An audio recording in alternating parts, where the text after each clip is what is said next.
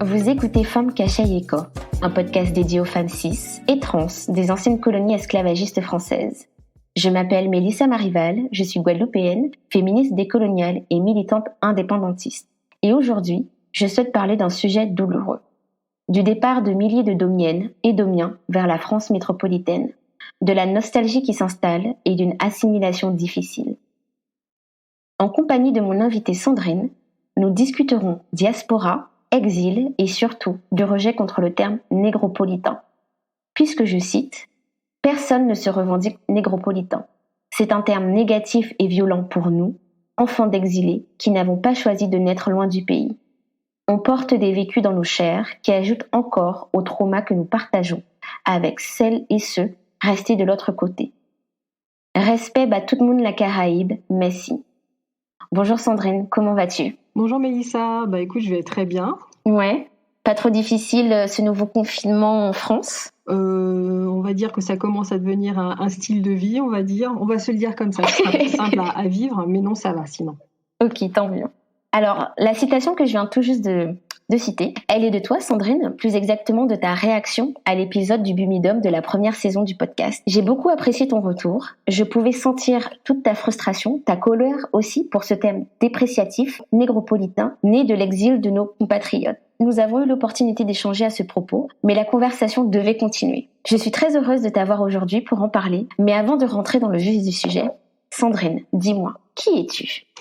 Écoute, Mélissa, avant de me présenter, je voulais vraiment te remercier pour ouvrir cette conversation entre une Antillaise en France, une enfant d'exilé, tout ce que tu veux, mais pas négropolitaine, certainement pas, et puis une Antillaise qui a vécu là-bas. Et alors moi, si je devais me présenter, je me présenterais comme une femme martiniquaise, caribéenne, et ensuite noire. Au niveau de ma proximité idéologique, on va dire, je serais plus proche du féminisme décolonial, du black feminism. Si tu m'avais interrogée il y a quelque temps, j'aurais dit d'abord afroféministe, mais je pense que j'ai définitivement tourné la page de cette mouvance-là, qui pour moi est bien trop afrocentrée.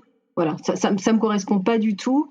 Et peut-être qu'on aura l'occasion d'en reparler sur le fait qu'il y a ça déteint aussi d'une manière pas toujours très très positive sur la manière dont nous on peut se concevoir en tant qu'Antillais et comment on peut concevoir le mouvement de lutte. On pourra en effet en reparler, je pense que ça reviendra de toutes les façons au cours de la conversation. Mais avant cela, je voudrais savoir, donc ma première question finalement, c'est de savoir pourquoi ou quelle est la raison pour laquelle en fait tes parents ont quitté leur île natale. Alors du coup, comme je te le disais pour la préparation de l'émission, j'avais jamais vraiment parlé de front avec mes parents sur les raisons de leur venue en France, parce que c'est un sujet qui est délicat, qui est douloureux aussi, je pense, pour eux. Parce que ce que je voudrais souligner aussi par rapport à nos parents, c'est que ce que je ressens, c'est aussi des vies qui sont marquées par l'absence. C'est vivre dans l'absence des autres, donc l'absence de ses parents, de ses frères et sœurs, toute la vie qu'on passe ici. Et puis dans le cas de mes parents qui ont eu la chance, contrairement à d'autres, de pouvoir repartir à la retraite en Martinique en l'occurrence, c'est vivre aussi dans une autre absence qui est celle de nos enfants, enfin de leurs enfants, de nous-mêmes. Voilà, actuellement, c'est des communications qui vont passer par téléphone, par messagerie instantanée, et avec le confinement, le fait que je peux même pas bouger, prendre un billet pour aller les voir. Donc c'est ça, si je vais un peu résumer les choses. Pour revenir à ta question sur les raisons de leur venue en France, j'ai posé la question à ma maman, avec qui j'ai eu une discussion assez émouvante que je n'avais jamais eue. J'ai 44 ans, je précise. Et qui m'a expliqué très rapidement avoir eu connaissance de concours administratifs pour partir en France, travailler dans l'administration française, pendant des cours du soir qu'elle suivait pour accéder à un meilleur emploi qu'un emploi étudiant qu'elle avait où elle travaillait dans un magasin. Voilà. Et donc, elle a connaissance de ces concours. Elle les passe et elle n'a pas de nouvelles de ses résultats avant une année. Donc, elle continue sa vie, elle grandit, elle s'occupe de ses tout petits frères. Et puis, 1 an et demi après, elle reçoit un courrier qui lui dit « Vous êtes reçu, et vous intégrez l'administration sous 1 mois et demi. C'est-à-dire, vous partez en France, vous quittez tout ce que vous avez connu pour venir travailler dans telle direction du ministère de l'Emploi. Elle a réussi à négocier 1 mois de plus, si je comprends bien, le temps de préparer sa nouvelle vie et surtout de quitter ses petits frères dont elle m'a beaucoup parlé, qui ont une douzaine, voire quinzaine d'années moins qu'elle et dont elle s'est beaucoup occupée et auxquels elle était très, très attachée. Et puis pour faire le grand saut, on va dire, et partir là-bas. Pour mon papa, c'est moins clair. Je sais qu'une fois, on m'avait un peu parlé du Bumidum et il m'avait dit de façon très énervée, mon pas moun Bumidum.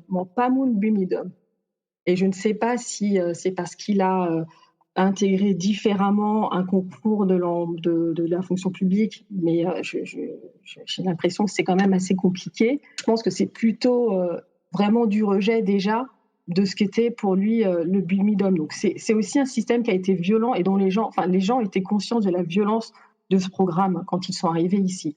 En tout cas, très très rapidement, les Antillais qui sont partis se sont rendus compte de l'ampleur de ce dispositif et de ce qui recélait en termes idéologiques, politiques, tout ce qu'on voudra. Donc je voulais aussi souligner le fait qu'il n'y a pas eu de passivité de nos parents, il n'y a pas eu un aveuglement par rapport à ce qui se passait pour eux. Je le dis parce que j'entends des fois de la bouche de certains activistes récents de la sociologie un peu saucisson, je dirais que les Antillais partis en France dans le Bumidum sont partis et puis ils ne pouvaient pas se mobiliser et rejoindre la lutte parce qu'ils étaient occupés à survivre. Je trouve ça d'une désinvolture assez... je trouve ça désinvolte et pas très très empathique. Et puis c'est faux, on aura l'occasion de revenir sur tout un mouvement militant qui a essayé de s'organiser tant bien que mal en France avec des connexions qui étaient difficiles à établir dans les années 80 entre les Antilles et la France. Parce que je rappelle, moi mes parents m'ont raconté que les premiers coups de fil qui passaient dans les années 70, au début des années 70, puisque mes parents ont dû arriver vers 73 ou 74, je ne pourrais pas le dire. Donc voilà, mes parents m'expliquaient que pour... passer un coup de fil, il fallait d'abord écrire sur papier tout ce qu'on devait aborder comme sujet avec la famille, parce que les communications téléphoniques coûtaient une blinde. Donc, je ne sais pas si on peut aussi se remettre en perspective un petit peu quelle était la vie ici et comment on pouvait être relié aux autres là-bas. Donc voilà, il y a des analyses faites à la louche qui ne sont pas très très fines et qu'il faudra un petit peu davantage creuser. Voilà, donc mon papa, après cette digression, donc passe son concours et pareil, quand il reçoit les résultats, on lui donne quelques semaines, je crois moins d'1 mois, pour partir aussi en France. Et il annonce comme ça à mon grand-père, écoute, dans quelques semaines, dans quelques jours, je dois partir parce que j'ai réussi mon concours. Et la façon dont mon père le raconte, il m'a pas parlé de sa réaction, il m'a pas parlé de la réaction de mon grand-père. Mais dans la manière dont c'est posé, on sent l'émotion qu'il y a eu aussi pour mon grand-père qui reçoit cette nouvelle et encore plus pour ma grand-mère. Mais la manière dont mon père le pose, je comprends aussi que c'est quelque chose, c'est un déchirement aussi pour eux. Mes parents se rencontrent, enfin s'étaient rencontrés là-bas, mais se côtoient et moi, du coup, je suis née ici, j'ai vécu en France toute ma vie. C'est ce que j'ai oublié peut-être de dire dans ma présentation. Du coup, finalement, en moins d'1 mois, quelque part, tes parents devaient préparer leurs bagages, préparer leurs valises, dire adieu à leur île, parce qu'en fait, ce qu'on sait maintenant, c'est qu'il était très difficile pour les personnes qui partaient pour la France pour en fait à trouver des emplois, avaient du mal à revenir, notamment puisque les emplois qu'ils trouvaient étaient précaires, n'étaient pas en fait étaient tout simplement des emplois boudés par les Français. Donc je précise, les Français blancs, puisque bien évidemment, il y avait recours à une main-d'œuvre peu chère et finalement flexible, aussi malléable. Donc c'était encore une fois, j'aime toujours bien le dire, mais c'était du recyclage de colonisés. Donc même si on était devenu département et que la guerre d'Algérie était également passée, l'indépendance aussi, il y a toujours eu recours à cette main-d'œuvre finalement venant des anciennes colonies françaises pour assurer des emplois qui étaient précaires, qui ne payaient pas suffisamment pour permettre à des personnes à qui on assurait ce serait l'Eldorado, vous pourrez rentrer chez vous par la suite. Et en effet, je rebondis sur ce que tu as pu dire sur finalement les mouvements décoloniaux, les mouvements indépendantistes qui sont plutôt, je dirais, modernes. Et on oublie qu'il y a eu tout un réseau mis en place, que ce soit par les étudiants, que ce soit par les travailleurs, pour en fait organiser depuis la France l'indépendance et la décolonisation des Antilles françaises. Et je pense que donc c'est un petit aparté avant de reprendre un petit peu le fil de mes questions, mais c'est vrai qu'on oublie tout en fait le système colonial et gouvernemental qu'il y a eu derrière le Bumidum, puisqu'il s'agissait finalement d'un déplacement de la population jeune, de la population aussi qui avait des opinions et qui se voulaient être indépendantistes. Donc ce n'est pas anodin qu'on déplace en fait des personnes qui soient justement entre 16 ans jusqu'à une trentaine d'années, et après même on déclarait que les personnes qui pouvaient avoir, je crois, 40 ans étaient beaucoup trop vieilles. Donc il y avait véritablement tout un système de déplacement de la population jeune pour finalement vider d'une part donc là, ça va avec le mythe que les Antilles étaient beaucoup trop surpeuplées. Donc, c'était aussi pour dépeupler les Antilles, mais aussi les dom-toms. Donc là, je parle de vraiment toutes les dom-toms et pas simplement les Antilles françaises. Mais c'était pour dépeupler, finalement, décourager aussi les luttes indépendantistes et décoloniales. Et finalement, donner à la France des nouvelles main-d'œuvre, encore une fois, peu chères, flexibles et malléables. Et c'est vrai que les statistiques nous l'ont prouvé. On sait très bien que les personnes qui quittaient, donc je peux comprendre le ressentiment de ton père, parce que je pense qu'il y a rien quelque part, dire que tu sors avec que tu es parti avec le Bumidum, c'est aussi peut-être mettre l'accent sur le fait que tu as participé de façon active ou passive, mais que tu as tout de même participé en fait finalement à cette organisation gouvernementale. J'ai envie de dire criminelle. Oui, t'as raison de dire, de prononcer le mot criminel, hein. Il faut rappeler les parcours dans l'addiction d'une partie de nos parents, voilà, la prostitution, les suicides, voilà, je parlais d'addiction, l'alcoolisation, tout ce qui fait qu'il faut vivre dans ce pays. Et ça me rappelle, il y a une très belle chanson d'un chanteur antillais que je ne retrouve plus, qui est sorti dans les années 80 et qui explique la vie en France. C'est une chanson qui est hyper émouvante, tout en créole. Je n'ai pas le nom du morceau en tête, mais on essaiera de le retrouver. Qui explique ce que c'est que, alors il y a la question du froid, mais aussi la question des relations avec les blancs métropolitains, qui sont totalement décalés par rapport à ce que c'est que la sociabilité chez nous, quoi. L'anecdote que me raconte mon père, c'est il est dans les années 70 dans une boulangerie, il lui manque quelques centimes pour payer une baguette. Là où ça aurait pu se régler par écouter, et ce qui se fait dans certaines boulangeries d'ailleurs encore maintenant, revenez, il faut payer les 3 centimes qui vous manquent. C'est la dame qui lui reprend la baguette en lui disant non, je peux pas vous la vendre, vous n'avez pas l'argent. Et donc c'est très anecdotique, c'est rien, mais je me dis, ouais, quand on passe de la vie là-bas aux relations ici, c'est quelque chose d'assez, il y a des choses extrêmement violentes. Et puis le racisme et très vite les stéréotypes qui arrivent avec. Quand tu parlais d'emploi précaire, je voudrais préciser que mes parents ont eu la chance, eux, d'intégrer la fonction publique. Donc c'était, là je te rejoins après sur le fait que personne ne voulait travailler en fonction publique, hein. Moi, toute ma vie, jusqu'à avec la montée de la crise, il y a peut-être au tournant des années 2000-2005, tout le monde veut devenir fonctionnaire, mais avant, personne ne voulait le faire. Les fonctionnaires, c'était des emplois de planqués, inintéressants et de gens à très faible qualification. Bon. Mes parents ont quand même eu la chance d'avoir la sécurité de l'emploi en intégrant ces concours. Et ce que tu disais aussi sur la question du recyclage de colonisés, on aura peut-être aussi l'occasion d'en discuter. Mais moi, ça me renvoie clairement à travailleurs engagés indiens. Donc, ma mère est indienne, indo-descendante, qu'on va chercher dans les comptoirs français sur le subcontinent indien pour remplacer la main-d'œuvre esclave qui ne souhaite plus retourner dans les plantations de bananes de canne, pardon, après l'abolition. Donc le Bumidum, pour moi, c'est vraiment la continuité de la traite, de l'engagisme. Alors, la continuité de la traite avec le massacre des natifs qui n'ont pas voulu se soumettre à un système esclavagiste. Donc, la traite, le massacre, l'engagisme et ensuite le Bumidum. Donc c'est pour ça que quand on parle de décolonialisme, d'indépendantisme, il ne faut pas oublier nos parents, il ne faut pas nous oublier nous d'une certaine manière. On n'est que le produit de cette logique suprémaciste, colonialiste, impérialiste qui fait que se répéter en 2021 pour une histoire qui a commencé au XVIIe, voire au XVe. Donc c'est quand même un peu. Enfin, je pense aussi qu'il faut prendre du recul par rapport à ça. Et puis un dernier point sur ce que tu disais sur le retour qui était compliqué à l'époque. On parle beaucoup des congés bonifiés. Quand on parle de congés bonifiés dans l'administration, on pense tout de suite aux Antillais qui rentrent en vacances. Et j'ai horreur de ça. Moi, mes parents rentraient pas en vacances et je rentrais pas en vacances tous les 3 ans aux Antilles. J'étais pas vacancière, je retournais dans ma famille. Donc ça, c'est aussi une adresse à la fois aux Blancs de France et puis aussi une adresse aux Antillais des îles. Je suis ni métropolitaine ni vacancière quand j'entrais en congé bonifié. J'allais voir ma famille.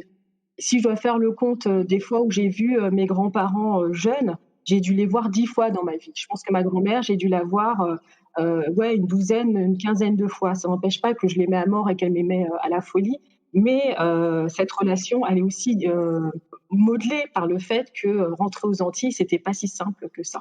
Sachant que les congés bonifiés au tout début, et ça c'est une amie qui me l'a réexpliqué, étaient d'abord réservés aux Blancs métropolitains qui vivaient aux Antilles. C'est-à-dire que même les Antillais issus du programme Bumidum devaient prendre en charge eux-mêmes le billet qui coûtait je ne sais pas combien. Une blinde. Et justement, quand tu parles de construction d'une relation finalement avec ton île, avec ta famille, quand tu dis que tu ne rentrais pas en vacances, mais finalement tu rentrais aussi chez toi, ça me pose la question de à quoi pouvait ressembler ton enfance, à quoi en fait pouvait ressembler finalement le foyer qu'avaient pu construire tes parents en France. Puisque quelque part, quand tu dis que tes parents ont eu un mois pour faire leur bagage, partir, et en effet, ils ont créé une nouvelle vie en France, ils ont construit un foyer où ils ont donné finalement naissance à des enfants. Ça me pose toujours la question que quand tu quittes un endroit, et quand tu quittes aussi un endroit dans la rapidité, il y a toujours la question de comment va se poursuivre la continuité que tu as, la continuité relationnelle et sentimentale, émotionnelle que tu as avec ton territoire d'origine. Et il y a quelque chose aussi qui me fait penser, je l'ai dit dans l'introduction, c'était finalement quand je parle de la nostalgie qui s'installe. Et j'ai l'impression qu'avant l'heure, en fait, notamment quand on est finalement enfant d'immigrés, on vit avec la nostalgie de nos parents, d'une île ou d'un lieu qu'on n'a pas forcément bien encore connu, mais qui pourtant, avec les souvenirs, les histoires, la nourriture, la musique, en fait, tout le bain culturel, nous font comprendre que cet endroit est le nôtre. Il y a beau avoir le fait qu'on est physiquement, on ne soit pas encore allé sur ce territoire, on comprend d'ores et déjà que c'est notre terre et que c'est notre lieu d'appartenance. Et c'est vrai que quelque part, quand je pense à ça, quand je pense en fait à cette génération d'enfants nés en France, de parents iliens, ma question est toujours de savoir à quoi ressemblait votre enfance et finalement à quoi ressemblait ton enfance. Mon enfance, ou plutôt le rapport à mes parents, et puis la vie dans le foyer, elle a été très très martiniquaise, très antillaise. Alors c'est compliqué pour moi d'expliquer en quoi, parce que c'est tellement évident pour moi, c'est tellement de faire la part des choses, c'est un peu compliqué.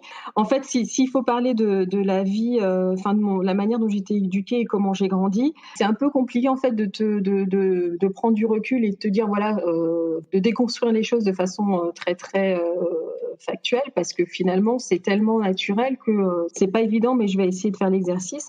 Donc la vie à la maison, c'était un mode de vie très très antillais finalement, dans la mesure où mes parents cuisinaient, on mangeait antillais, c'était tout le temps de la musique antillaise. Mes parents, dans les 10-12 premières années de ma vie, avaient un cercle d'amis comme eux, de jeunes antillais, jeunes parents issus aussi de ce déplacement-là. Et du coup, ça permettait de recréer vraiment un mode de vie antillais. Par exemple, j'en parlais avec maman l'autre fois, mais tous les étés, il louait une espèce de champ, de champ avec une grange dans le 77, parce qu'à l'époque, ou dans le Gandin, je ne sais plus trop, dans un de ces bleds proche de la banlieue parisienne, où il y avait surtout des champs pour recréer la tradition du pique-nique en bord de plage. Bon, il n'y avait pas la plage, mais c'était vraiment un pique-nique antillais avec des plats antillais, et c'était avec leurs amis, il y avait leurs enfants, et pour moi, c'est un des meilleurs souvenirs, je crois, de mon enfance, que ces moments-là, Et je ne sais pas pourquoi, pour moi, c'était typiquement les moments que mes parents créaient et donc des moments typiquement martiniquais. Mais voilà, j'ai réussi à le relier très, très vite à cette, tradition-là et du coup, ouais, ma mère me disait: «Mais oui, oui, effectivement, c'était aussi ça, pour nous, cette façon de se retrouver, entre amis antillais, un petit peu éloignés et pour vivre un moment comme ceux qu'on vivait, là-bas», donc recréer quelque chose. Dès qu'il y avait, par exemple, alors c'est un peu anecdotique et peut-être un peu, ridicule, mais il y a ce grand moment qui est la foire de Paris et qui était une institution, pour mes parents que d'aller à la foire de Paris pour aller au stand antillais. Qu'on rencontrait des Antillais avec un gros accent, qui parlaient un gros créole, avec des odeurs, enfin qui te vendaient des plats, enfin les plats qu'on mangeait chez nous, mais c'était dans un contexte, public, blanc et dans on y avait cette petite enclave qui était les 2-3 stands, la Martinique, Guadeloupe, Réunion, Guyane, avec les odeurs, la musique à fond. C'était génial. Et pour nous, c'est toujours une institution. Je crois que j'ai arrêté de le faire il y a que quelques années, mais c'était ouais, fallait pas rater la foire de Paris pour aller au stand antillais et manger des trucs, ouais, la glace au coco, du boudin. J'étais tellement à fond que je pensais que la glace au coco avait été fabriquée là-bas et avait pris l'avion. Enfin, c'était voilà, c'est ça en fait. Et puis, parents aussi essayaient beaucoup de nous acheter des livres quand ils en avaient accès en langue créole. Et d'ailleurs, je les ai récupérés quand ils ont dû déménager, mais ils nous ont acheté deux manuels scolaires écrits en créole qui s'appellent Tim Tim Boissec, je crois, qui étaient censés être utilisés par par des enfants là-bas pour apprendre à lire. Et mon père a trouvé ces livres-là, je ne sais où, je ne sais pas si c'est à la librairie Présence africaine ou Caucase ou à une des foires, je ne sais pas. Et du coup, j'ai ces livres qui me racontent les histoires de Compère Lapin et de tous ses camarades en créole et je les garde mais précieusement. Ma mère aussi m'avait acheté le livre Contes et légendes des Antilles, mais qui est très très doudouiste. Enfin, ce truc qui a fait des ravages. Je n'ai plus la référence en tête, donc celui-là je l'ai pas gardé. Mais c'était pour moi c'était des bonbons quoi. En plus j'adorais lire et c'est des bouquins que je lisais et que je relisais et je les connaissais par cœur mais ça me permettait de me retrouver aux Antilles dans ma culture. Et du coup, comment ça se pouvait se passer à l'extérieur finalement de ta famille, de ton foyer, de la communauté antillaise? Comment c'était quand tu étais par exemple à l'école? Je me souviens d'un épisode bien particulier. J'étais en CP, c'était donc au début des années 80 et je me souviens encore de ces 2 dames qui avaient l'âge de ma maman ou de mes tantes, donc ils devaient avoir 30, une petite trentaine d'années, qui passent dans notre classe de CE1 ou de CP, qui, regardent la classe et je me souviens qu'elles nous ont regardé moi, enfin, ils nous ont regardé nous les petits Antillais en particulier et avant de s'adresser à la maîtresse, en parlant de cours de créole, en disant à la maîtresse, je crois qu'elles ont eu une conversation en disant: On voit que vous avez, des petits élèves d'origine, antillaise et nous, on est une association qui proposons des cours». Ça a duré, peut-être 10 minutes. Moi, j'ai bien perçu que la maîtresse les laissait parler, mais que bon, voilà, c'était par obligation. Et puis ces dames repartent. J'en reparle à mes parents, j'en ai reparlé, je crois, à mes parents quelques jours après. Et en fait, eux, je crois qu'ils n'avaient même pas eu connaissance de ces passages. C'est-à-dire que c'est une communication qui s'est faite entre l'école et les enfants. Et à 6 ans, oui, moi, j'étais totalement pour. Hein, mais que je pense vraiment, c'est certainement des militants de tout ce mouvement autour de la GEM, donc l'Association générale des étudiants de Martinique, la GEG, donc pour les étudiants guadeloupéens, qui a d'ailleurs précédé la GEM. Tous ces mouvements qui essayaient d'organiser une conscience antillaise. Et je crois que c'est le seul moment avant plusieurs années, jusqu'à la marche peut-être du 23 mai 98, où j'ai vraiment eu affaire à des gens d'extérieur, comment dire, des gens venus d'associations autres que folkloriques. J'ai pas vraiment beaucoup lu les travaux d'Audrey Célestine sur le milieu associatif. Elle a beaucoup travaillé là-dessus et je me demande si le fait d'avoir uniquement des associations folkloriques antillaises qui dansent au repas de Noël de la mairie, dans les maisons de retraite, enfin voilà, ça a été beaucoup ça pendant 25-30 ans. C'est ce qui a été beaucoup mis en avant et beaucoup promu par les pouvoirs publics, qu'ils soient locaux ou autres. Et je me demande, maintenant qu'on est en train de parler, qu'on travaille de ce sujet toutes les deux depuis quelques semaines, s'il n'y a pas eu aussi des effets pour mettre en avant plus un côté très doudouiste finalement, la fête, le soleil, le dimanche et Francky Vincent, mais ça je vous le laisse les Guadeloupéens. Et le fait d'assécher un petit peu une parole qui a survécu au Bumidum, mine de rien, puisque ces dames, je pense, venaient aussi, étaient aussi des dames exilées. Ouais. Quand tu dis que la communication s'est faite que seulement entre l'école et l'association, c'est un petit peu dommage du coup, puisqu'on voit à quel point il n'y a pas eu l'opportunité des parents qui pouvaient être intéressés par ces cours, de faire en sorte que leurs enfants puissent avoir accès à des cours qui puissent les rapprocher beaucoup plus des îles. Et j'ai envie de dire, c'est typiquement français de ne pas porter attention sur les langues régionales. Maintenant, ça a commencé à changer, mais bon, on sait très bien qu'à l'époque, c'était le français, la langue de la France n'est que le français. Donc le breton, le corse, c'était des spécialités au bac. Ouais, mais c'est pour ça que je dis la question des langues régionales était vraiment très particulière, et surtout qu'on parle des langues régionales des territoires d'outre-mer. Alors là, on en parlait déjà pas du tout à l'époque. Enfin, le créole n'était même pas vu comme étant une langue, mais comme un simple patois. Donc déjà. Oui. Ce qu'on me disait exactement. Vous parlez votre patois, c'est quoi? C'est le créole, ouais. Exactement. Ouais, alors que non. Donc tu vois, il y avait ça m'étonne même pas qu'il y ait une absence, un défaut de communication. Mais en tout cas, je trouve ça vraiment bien qu'il y ait pu y avoir des associations, et ça montre à quel point en fait les communautés, la diaspora en place en France faisaient en sorte essayer de créer une sorte de continuité, de préserver un lien. Et je reprends les mots de Valérie, donc ma première invitée pour l'épisode sur notamment le magico-religieux, qui disait de créer un pont. Et finalement, avec ces associations, il faisait en sorte que les ponts qui se soient construits perdurent toujours. Et quelque part, ça me donne, j'ai même envie de dire avec absolu, ou en tout cas avec beaucoup de détermination, que la question de ta martiniqualité, la question de ton identité martiniquaise n'a jamais été problématique, dans le sens où, comme tu l'as dit précédemment, c'est même m'expliquer comment était de grandir auprès de tes parents, auprès de cette communauté entière que tu avais, et que je pense aussi qui était un vrai avantage, puisqu'on sait que c'est malheureusement pas le cas de tout le monde, mais c'était un vrai avantage. C'était finalement quelque chose qui t'a permis de savoir qui tu étais. Oui.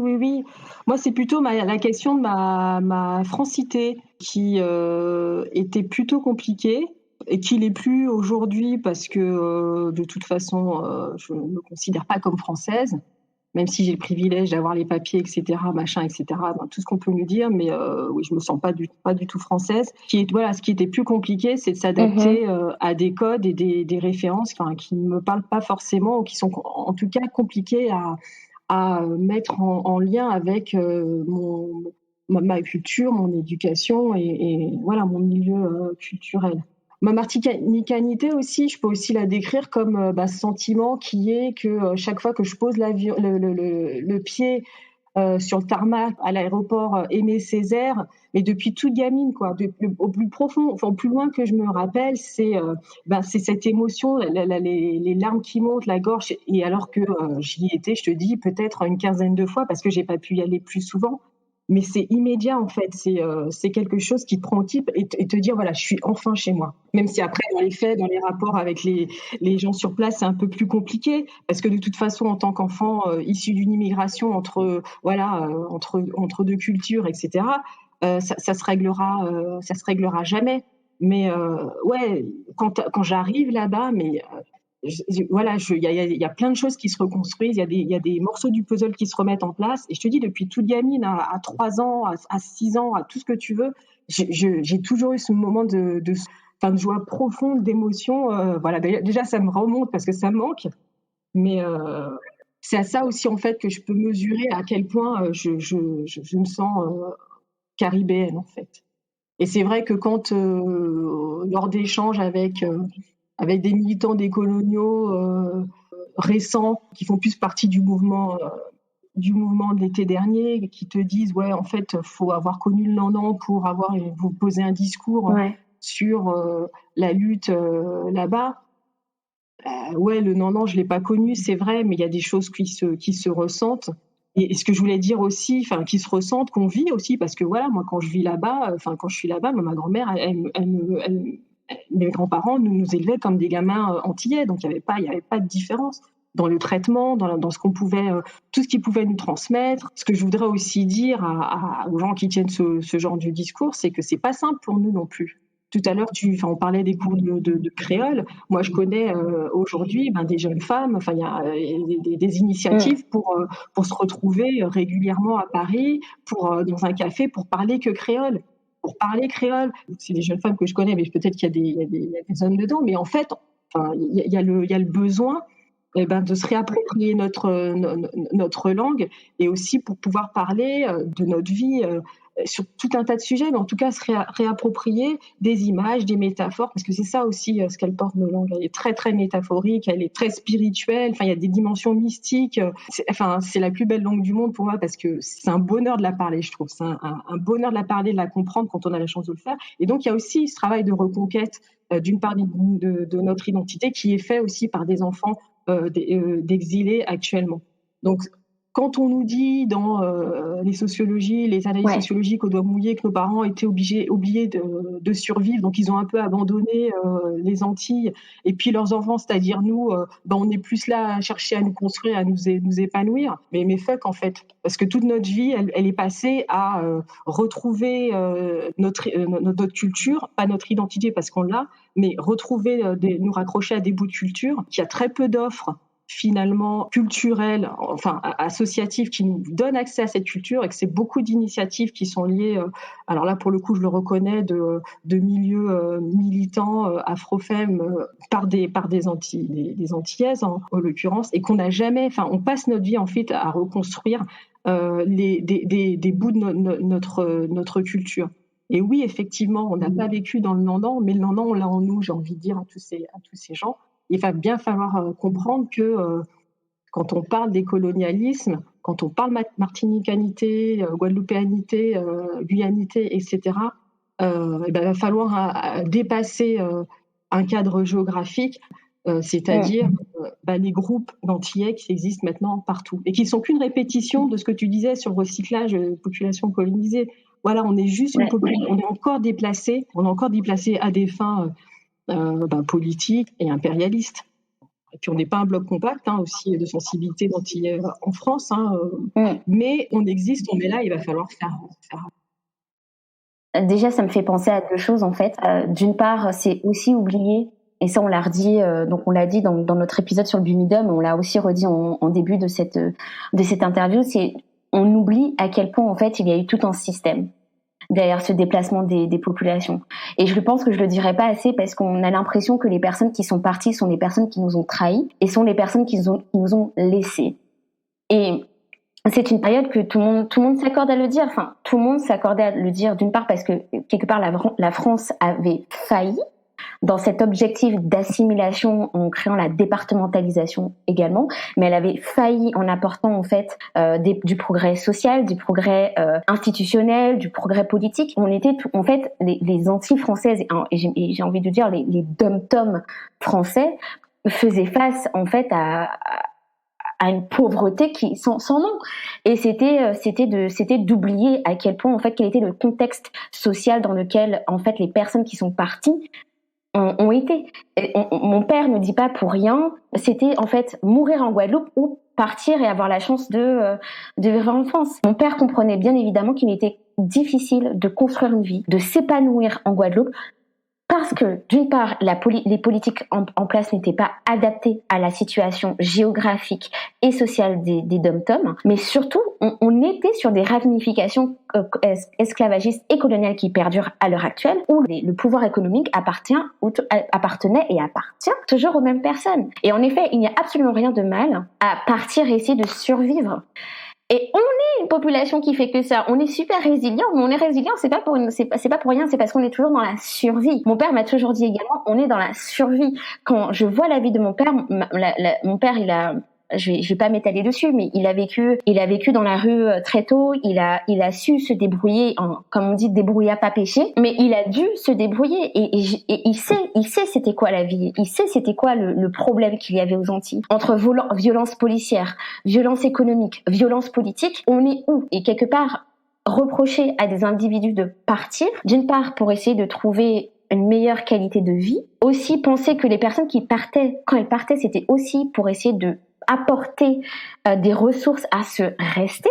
Être antillais, c'est de penser que on ne devrait que être dans la survivance.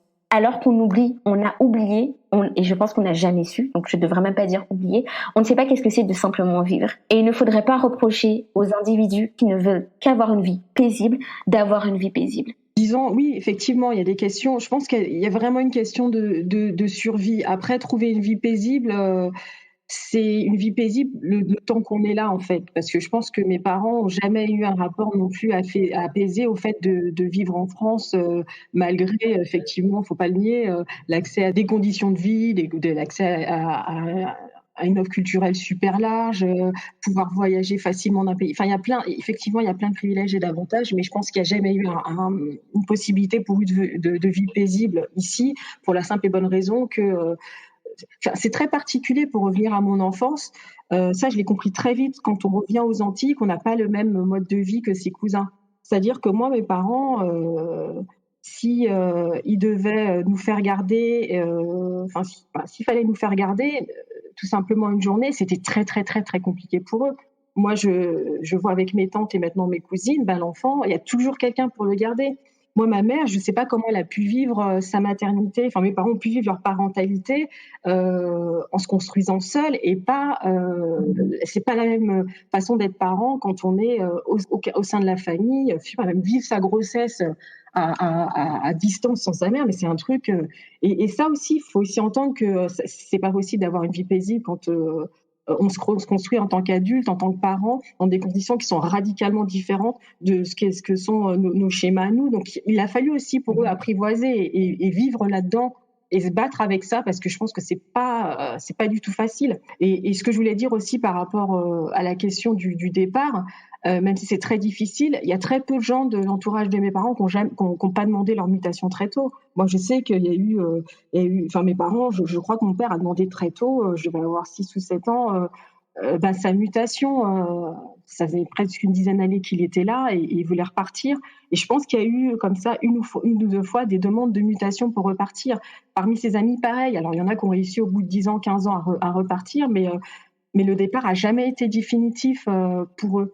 Il n'a jamais été définitif et ça a toujours été une lutte pour eux. Et je pense que c'est là que je mesure les choses. Je pense que ça a été très difficile pour eux de se dire, mais bon, on peut pas retourner chez nous, il va falloir avancer et continuer à se projeter et à construire une vie dans un cadre qu'on n'a pas forcément choisi et qui nous plaît pas forcément, quoi. Et ça, pour le coup aussi, je voudrais aussi que les gens l'entendent dans la question de la diaspora et de qu'est-ce qu'on fait de cette population-là. On est revenu, oui, par rapport au rapport au pays. Peut-être qu'on a parlé du fait d'être considérés comme des vacanciers, y compris mes parents, ce que je trouve hautement insultant, en fait. Moi, mes parents sont pas des vacanciers. Hein. Quand ils retournaient une fois tous les 3 ans, 2 mois pour profiter de leurs parents, c'est pas des vacances. Et moi non plus, j'étais pas vacancière. Je rentrais vraiment voir mes parents et avoir du contact avec mes grands-parents et connaître mes grands-parents. Finalement, entre le fait que vous êtes finalement que les Iliens que la diaspora, je vais le dire plutôt comme ça, mais que la diaspora bubidiomienne ou non d'ailleurs, qui soit arrivée par ses propres moyens ou non, mais toujours dans cette finalement période d'exil. Autant vous étiez considérés comme donc encore une fois comme négropolitains, donc qui aussi aberrant, notamment sur les termes sur la représentation que cela apporte. Mais soit vous étiez des vacanciers, ou vous n'étiez carrément pas considérés comme étant martiniquais, réunionnais, guyanais. Donc il y a vraiment ce côté où, et ça on avait pu le constater, on en avait parlé justement. C'est toi qui l'avais apporté, donc je te cite quelque part, du fait qu'on vous définit constamment. Et l'autre vous redéfinit constamment. Et l'autre est soit la personne qui est restée sur l'île, qui vous définit, puisque le terme négropolitain n'est pas arrivé par les Français blancs, mais est arrivé finalement par ceux restés sur l'île. Et vous êtes aussi défini par ce regard français blanc qui essaye de vous cantonner à des stéréotypes que vous essayez de casser. Oui, effectivement, être antillais en France, c'est comme tu le dis. Alors, être sans cesse redéfini par l'autre, Comme tu le dis, par rapport aux Iliens, peut-être on pourra développer. Il y a aussi des raisons objectives qui expliquent que dans le regard blanc, c'est être aussi considéré comme les Noirs acceptables, domestiqués, amusants, enfin divertissants au sens de la bouffonnerie. Parce que moi, j'ai grandi, moi j'ai grandi avec c'était Oasis, la pub Oasis avec Carlos qui est tout le cliché Doudouis, c'était la compagnie créole. Et puis après, c'était Marie-Thérèse qui nous a pourri toute notre vie avec Légitime des inconnus. Donc, c'est être à la fois le noir qu'on a domestiqué dans le regard blanc. Et puis surtout le noir qui n'est pas sauvage, qui n'est pas musulman, qui n'est pas foncé dans la plupart des cas. Donc, quelque chose qui est plus proche de nous en tant que blanc. Et donc, du coup, oui, il faut grandir avec ça par rapport au regard blanc. Et puis il y a aussi le fait d'être aussi redéfini par des noirs non caribéens. Et je vais dire très clairement la communauté africaine, en tout cas une partie qui vous explique, et ça je l'ai vécu toute ma vie, que voilà, on est des noirs blanchis, on n'est plus des vrais noirs de toute façon, puisque nos parents vous ont vendu aux blancs pour deux, trois pacotilles, venant d'une super bonne copine de collège, etc. Ça, c'est quand même assez violent. Et du coup, il y a aussi la question quand on parle d'être défini par les autres, c'est le mythe d'une identité noire dans lequel on veut nous embarquer, mais en fait c'est une identité noire qui est construite par défaut pour les Caribéens, puisque de toute façon elle est très très afrocentrée, en tout cas sur une partie du continent, avec une esthétique qui pour moi ne me parle pas en tant que Caribéenne, en fait, parce que pour tout un tas de raisons, ça ne correspond pas à un système, à des valeurs aussi. Être antillaise dans le regard de noirs non caribéens, c'est aussi être la fille de petite vertu, hein, qui est mère célibataire, d'enfants, de parents, de pères différents, hein, si possible. Et c'est grandir aussi avec ça, c'est d'être méprisé dans les shows, toute la vague de comédiens humoristes du Jamel Comedy Club et compagnie, enfin toute la vague d'humoristes communautaires, entre guillemets, et qui vous identifient parmi les blagues sexistes. Il y a les blagues contre les femmes, il y a les blagues contre les Antillais, et l'Antillais, c'est pas forcément le mec le plus fin de la terre, qui est quand même assez soumis parce qu'il a été esclavagisé. Et puis on en arrive à Fary qui nous sort sa blague il y a quelques années sur les Antillais, on vous a pas beaucoup entendu vous lever quand on parle de lutte contre l'esclavage. J'ai envie de dire voilà. Donc c'est des choses comme ça seraient très violentes qui passent d'un groupe à l'autre, et le pire c'est que ce sont finalement des clichés coloniaux qui passent des blancs à des communautés racisées qu'on intègre et qui nous font rejouer la division entre noirs caribéens et noirs non caribéens. Et pour le coup, il y a aussi la concurrence aussi autour du récit et de la narrative autour de l'esclavage où quand on s'est tapé Kémy Séba, Dieudonné, voire plus avant, qui vous explique l'esclavage, qui rapte la parole sur ce discours-là. Alors c'est peut-être plus trop le cas maintenant, mais je sais qu'il y a une quinzaine d'années, j'étais sur un forum antillais communautaire où on s'est beaucoup bagarré avec les tenants de Kémy Séba, des panafricains qui arrivaient pour nous réexpliquer à nous Antillais ce que nous étions profondément, etc., etc. Et voilà, donc tout ça me gave. Les mouvements afrocentrés, je les fuis maintenant comme la peste, parce qu'il y a une incompréhension profonde de ce qu'est notre histoire, de ce qu'est notre identité. Et j'aime pas aussi l'entreprise qui est de créer une fausse identité noire qui serait la même pour tous et qui est finalement une fausse identité parce que avec une fausse inclusivité en fait. Parce que de toute façon, le point de vue caribéen est très très peu mis en avant, si ce n'est ces dernières années où les gens sont très focalisés sur mai 67 en Guadeloupe, qui oublie tous les autres événements de la même ampleur, de la même gravité qu'il y a eu ailleurs, en Martinique, à La Réunion, etc., etc. Le chlordécone, et puis, il y a eu malheureusement l'incendie de la tour Grenfell en 2017 à Londres. On s'est rendu compte qu'il y avait une forte communauté caribéenne britannique qui vivait à peu près dans les mêmes conditions que nous, les mêmes problématiques. Et on a commencé comme ça à remonter, en tout cas en France, l'histoire de la Windrush Generation. Et j'ai lu des articles du milieu militant afro nous relire le Bumidum, redécouvrir le Bumidum à la lumière de la Windrush Generation. Et ça, pour moi, c'est typiquement un exemple de la difficulté pour nous en tant que Caribéens à avoir et à prendre l'espace sur nous-mêmes. C'est-à-dire qu'on est tout le temps défini par les autres, on est tout le temps raconté par les autres, on est tout le temps expliqué par les autres. Et on a beau avoir maintenant 400-500 ans de culture, il faut quand même que des Noirs non caribéens viennent nous expliquer qui nous sommes. Alors que bon, t'as pas vécu, voilà, tu ne connais pas, tu ne sais pas notre histoire, tu ne connais pas l'étendue et la richesse de ce qu'est notre culture. Bon, voilà. Donc c'est ça aussi qui est compliqué quand on est antillais en France. Et c'est ce qui rend d'autant plus paradoxal pour moi que de voir des jeunes militants décoloniaux aller directement vers ces milieux-là, qui peuvent avoir des analyses sur certains points qui sont très très importantes et intéressantes dans le rapport à la blanchité, mais qui peuvent pas totalement s'appliquer à nous. Et quand je vois que on passe de certains militants RVN, parce que je les mettrai pas tous dans le même panier, qui arrivent ici et qui sont en accointance avec des Kémy Séba, mais qui est le mec le plus xénophobe du monde, et particulièrement par rapport à ce qu'il pense des Antillais, et pas chercher à faire lien avec des Antillais qui ont vécu, qui sont nés ici en France et qui connaissent aussi une certaine forme de racisme que les Iliens ne connaissent pas. Pour moi, c'est totalement aberrant en fait.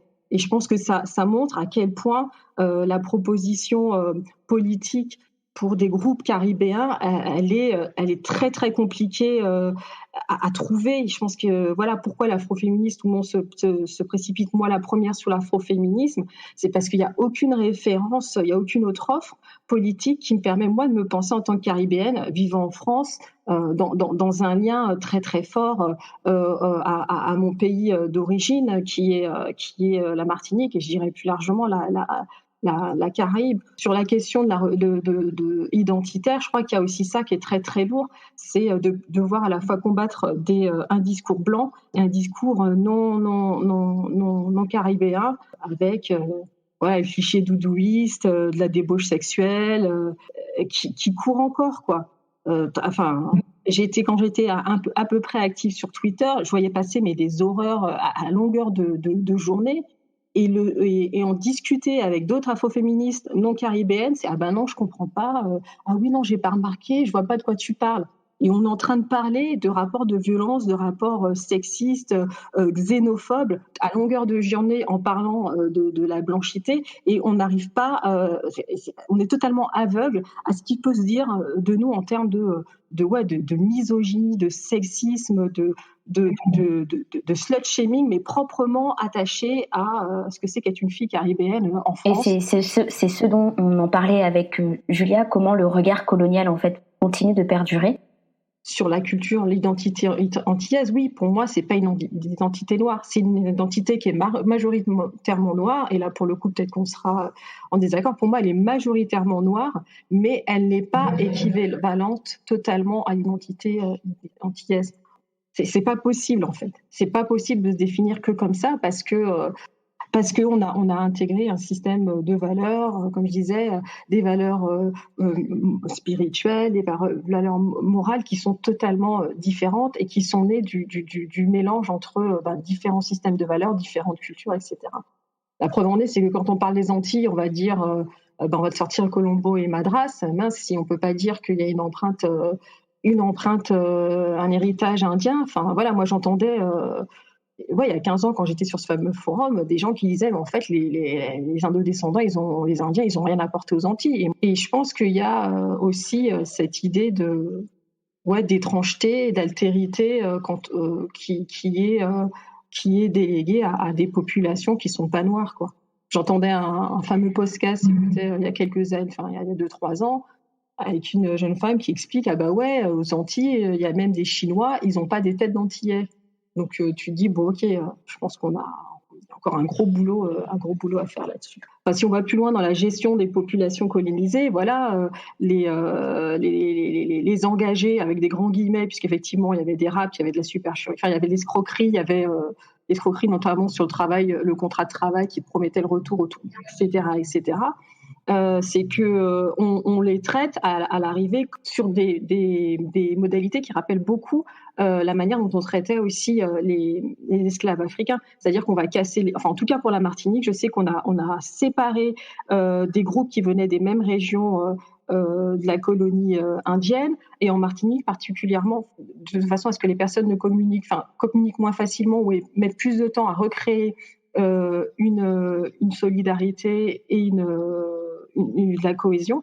Je sais qu'en Martinique, on a aussi coupé les noms indiens, alors qu'en Guadeloupe, à La Réunion, les noms sont restés intacts. Donc c'est aussi une façon aussi de casser de casser des filiations, de précipiter l'acculturation et totalement réduire à néant des velléités de révolte contre un système qui nous a promis le retour au bout de 5 ou 7 ans, je ne sais plus, de racheter notre retour. Moi, mes aïeux, ils sont arrivés certainement dans l'optique de faire quelques années aux Antilles et de repartir ensuite.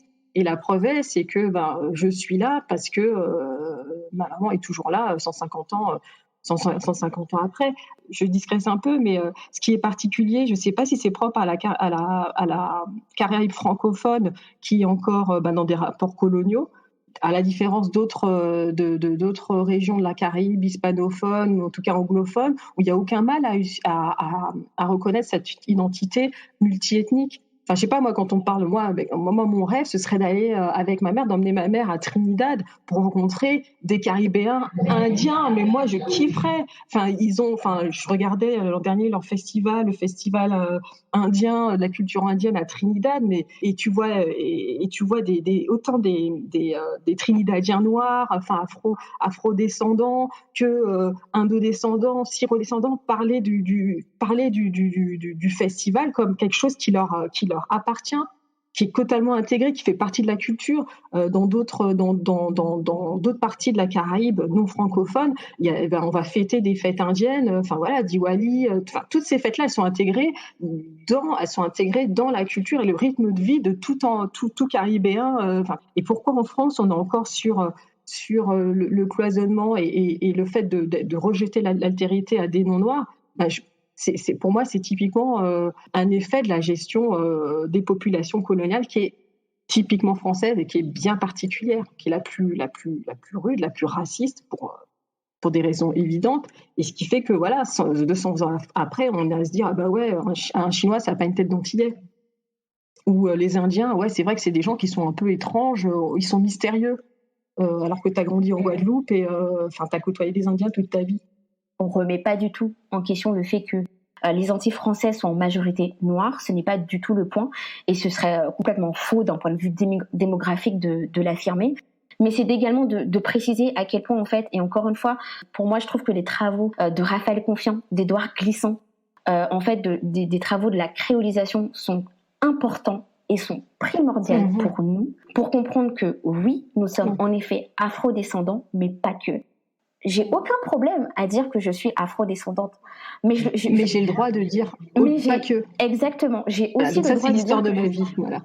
Alors, par rapport à ce que tu disais, alors je voudrais faire quand même une note de la direction, c'est qu'avant d'être le pays des droits de l'homme, la France, c'est quand même le pays du racisme théorisé, scientifisé. Je pense que c'est très important de rappeler les Lumières, Gobineau et compagnie, et que le Code noir, c'est quand même en France qu'il a été créé et qu'il a structuré d'autres codes beaucoup plus cléments dans d'autres colonies.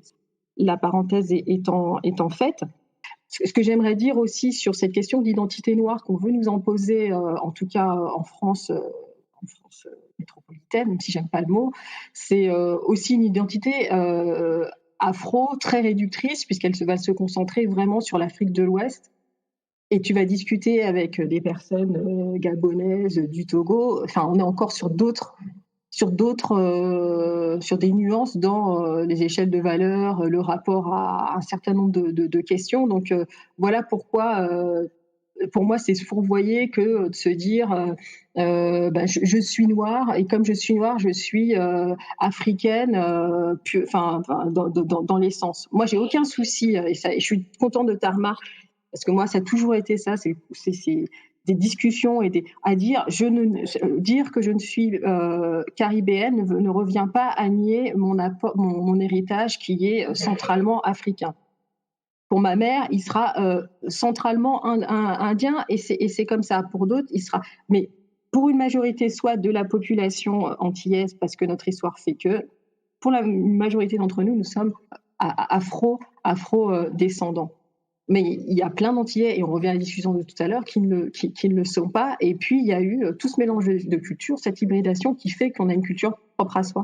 Et ça me renvoie à une remarque d'une jeune femme afroféministe que pour le coup, j'estime beaucoup, qui avait tweeté, j'étais tombée sur un tweet il y a quelques années, où elle disait, étant elle-même d'origine africaine, elle disait, mais en fait, il va falloir arrêter de considérer que tout le monde, à partir du moment où on est noir et africain, qu'est-ce que sera dans quelques siècles le fait d'être afrodescendant dans d'autres régions du monde. Mais ce qu'elle essayait de dire, c'est que le mouvement de l'histoire fait que l'identité, elle n'est pas aussi monolithique qu'on veut nous la faire.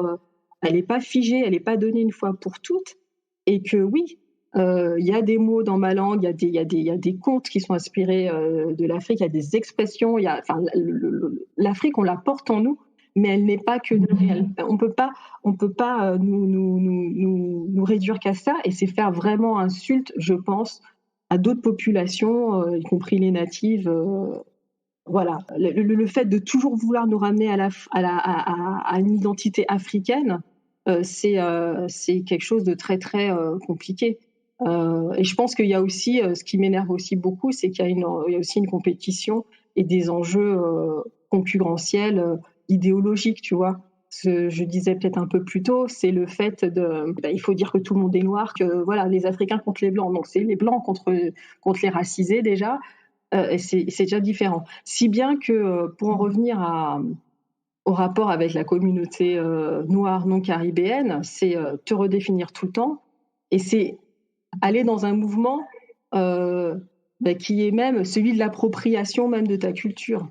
Voilà, c'est des gens qui vont te dire le zouk est à nous, petite dédicace, parce que de toute façon vous êtes noir, et pas entendre, déjà en plus c'est une certaine connaissance du zouk love, quoi, et pas comprendre que le zouk c'est aussi dans toute sa richesse et son étendue, c'est pas que Francky Vincent, c'est pas que les lovers, mais il y a aussi toute une portée politique.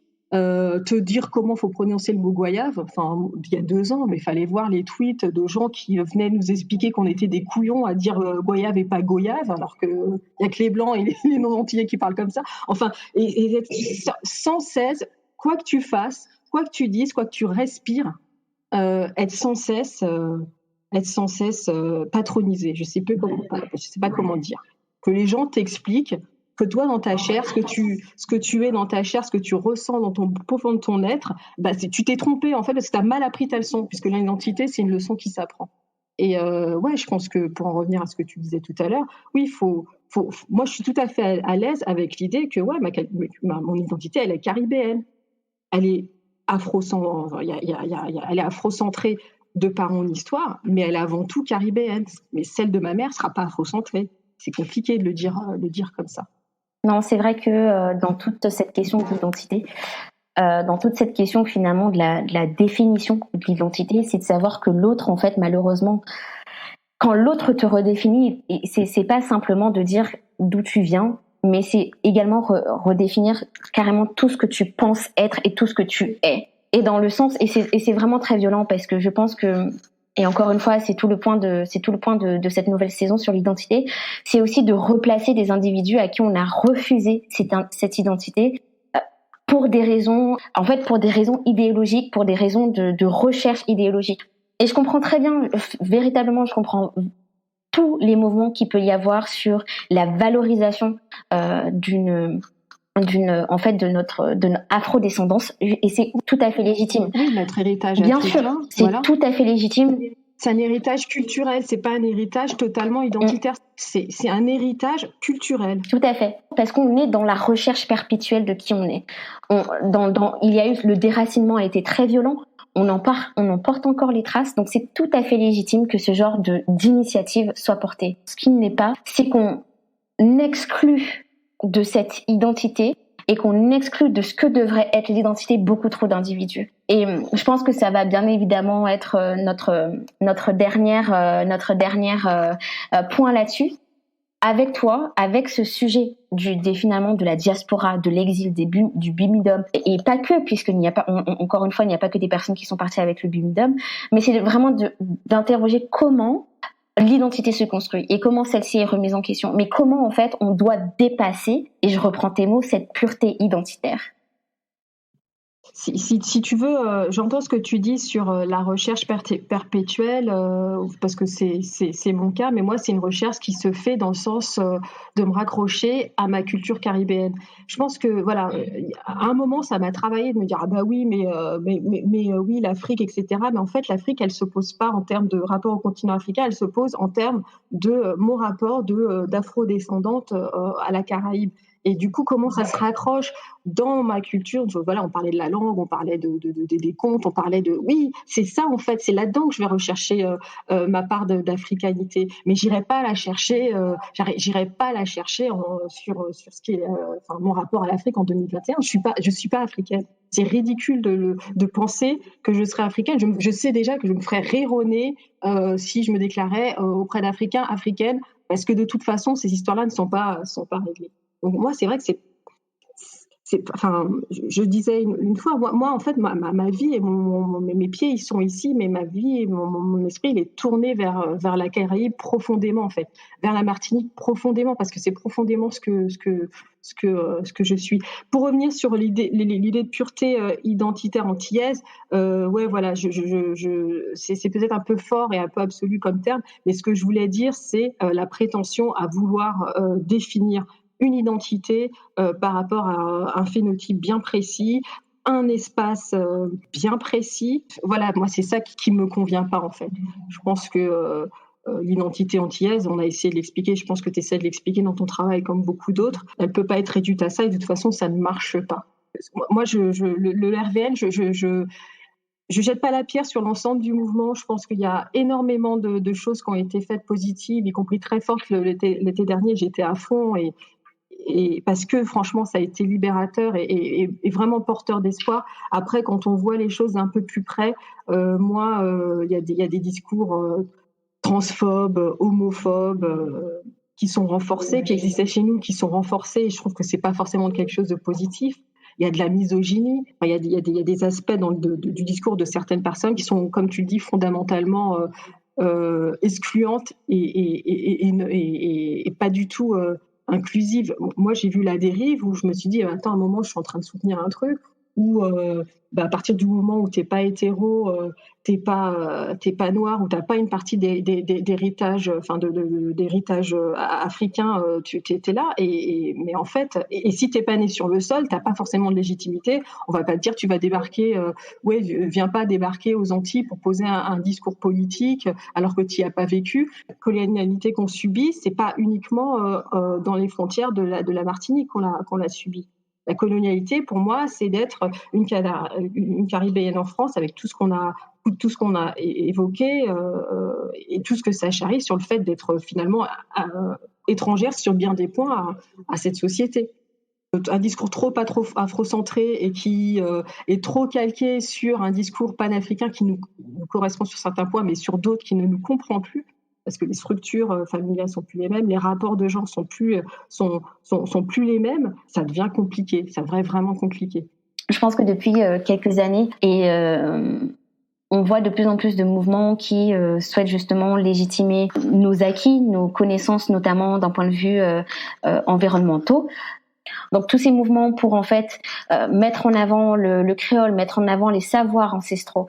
Il y a tous ces côtés-là qui remontent et je pense que tout cela vient également à mettre en avant notre identité. Antillaise dans un point plus large, guadeloupéenne dans un point beaucoup plus local et martiniquaise pour ton cas, mais il y on les porte et on fait en sorte qu'elles rayonnent. Et c'est peut-être quand je dis de mettre en avant, c'est même encore plus bas, mais le côté de rayonnement, faire rayonner notre culture qui est en fait beaucoup plus valorisée à l'extérieur en fait du territoire français continental et métropolitain qu'on veut bien le croire. Et je pense qu'il y avait quelqu'un qui me disait ça, je sais plus qui, mais qui me disait que on a trop l'habitude de voir notre identité sous l'œil français et on oublie à quel point en fait, à l'extérieur du territoire français, notre identité est extrêmement valorisée et que les gens aiment notre culture, apprécient notre culture. Et je pense qu'on s'oublie au travers de ce regard-là.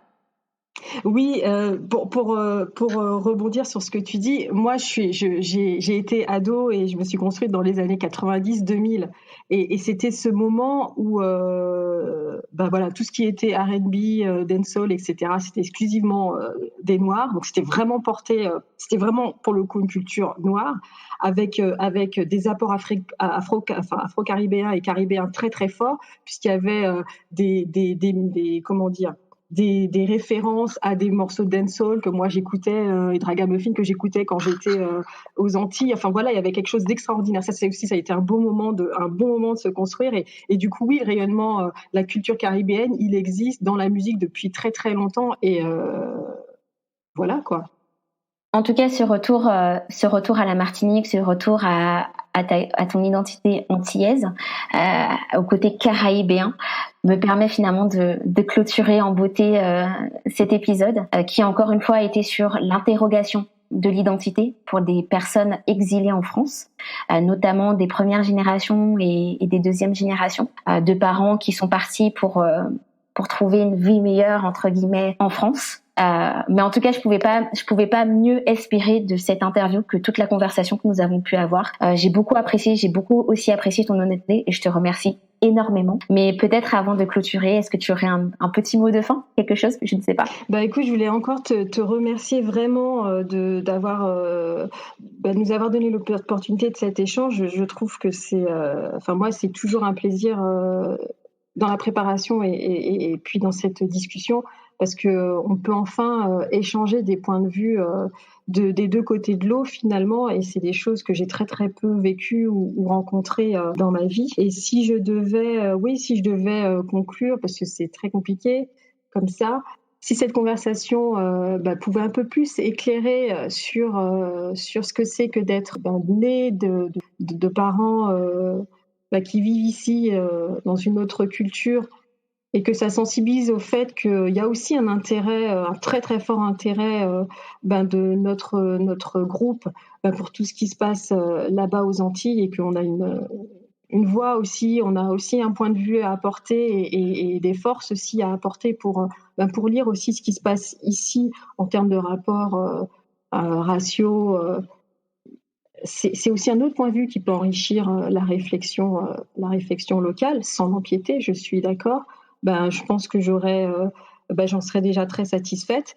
Et puis si je devais terminer, je voulais aussi que cette conversation, ce soit aussi un grand merci, un grand hommage à mes parents, aux parents de mes amis qui eux n'auront pas la possibilité et la chance de pouvoir retourner finir leur jour aux Antilles. Un grand remerciement pour tout leur sacrifice, parce que je pense que c'est une vie qui n'est pas facile, mine de rien. En tout cas, j'espère que ce message leur parviendra. Il n'y a pas de raison, puisque la plateforme et le podcast est disponible partout. Mais encore une fois, je voulais te remercier et je te souhaite en ces temps difficiles du Covid, en tout cas un très bon week-end puisqu'on enregistre le samedi. Mais en tout cas, un très bon week-end et je te remercie encore pour ta présence. Cet épisode a été très important, que ce soit pour le podcast, mais j'ai envie de dire pour toi. Donc, je te remercie de m'avoir donné cette opportunité de faire entendre ta voix. Et j'ai envie de te dire à très bientôt, puisque j'ai l'impression qu'on va en reparler bientôt, ou en tout cas nos chemins ne vont pas s'arrêter là. J'espère. Oui. Donc j'ai envie de te dire à très bientôt, et peut-être le très bientôt arrivera plus vite qu'on le pense. J'espère. Merci beaucoup, Mélissa. Ouais, merci. Bon week-end à toi aussi, et puis salut. Salut.